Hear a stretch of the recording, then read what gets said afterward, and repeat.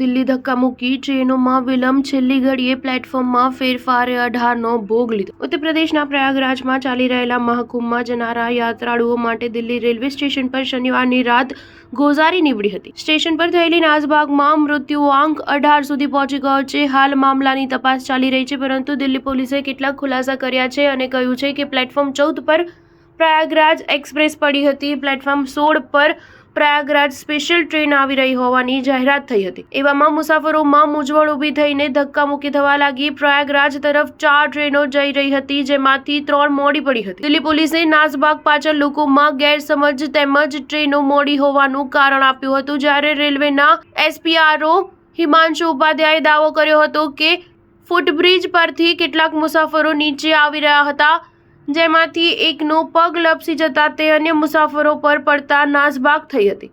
જ્યારે કેટલાક સૂત્રોએ જણાવ્યું હતું કે પ્રયાગરાજ તરફ જનારી ટ્રેનો મોડી ચાલી રહી હતી. દરમિયાન રેલવે સ્ટેશન પર પ્રતિ કલાક 1500 જનરલ ટિકિટ અપાઈ રહી હતી, જેને કારણે ભારે ભીડ એકઠી થવા લાગી હતી. જ્યારે અન્ય સૂત્રોએ જણાવ્યું હતું કે રેલવે સ્ટેશન પર ટ્રેનોને લઈને ખોટું અનાઉન્સમેન્ટ છતાં ગેરસમજમાં નાસભાગ થઈ હતી.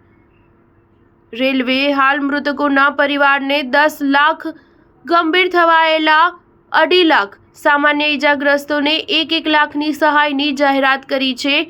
બીજી તરફ કેન્દ્રીય મંત્રી સુકાંત મજુમદારે કહ્યું કે રેલવે મંત્રાલય ઘટનાની તપાસ કરી રહી છે, જેમાં એ પણ તપાસ કરાશે કે શું કોઈ અફવાને કારણે નાસભાગ થઈ હતી કે કોઈ કાવતરું હતું, જેની પણ તપાસ કરાઈ છે. જ્યારે રેલવે સ્ટેશન પર કામ કરી રહેલા એક કુલી સુગનલાલ મીણાએ કહ્યું હતું કે મેં મારા સાથીઓની સાથે મળીને 15 મૃતદેહો કાઢ્યા છે. 1981થી હું દિલ્હી રેલવે સ્ટેશન પર કુલી તરીકે કામ કરું છું. આટલી ભીડ મેં ક્યારેય જોઈ નથી. પ્લેટફોર્મ ચેન્જ કરાયું, જેને કારણે નાસભાગ થઈ લોકો એકબીજા પર ચડવા લાગ્યા. ચારે બાજુ મૃતદેહો જોયા બાદ મારા ગળેથી કોળિયો નથી ઉતરી રહ્યો. પ્રયાગરાજ સ્પેશિયલ ટ્રેન નંબર 12ના પ્લેટફોર્મ પરથી રવાના થવાની હતી. જો કે અચાનક તેનું પ્લેટફોર્મ બદલીને 16 કરી દેવામાં આવ્યું હતું, જેને કારણે લોકો 12 નંબરથી 16 નંબર તરફ જવા લાગ્યા. તે સમયે જ ધક્કામુક્કી થઈ. દરમિયાન મૃતકોમાંથી 5 લોકોના પીએમ રિપોર્ટ કરાયા છે, જેમાંથી પ્રાથમિક તપાસમાં મોતનું કારણ સામે આવ્યું છે.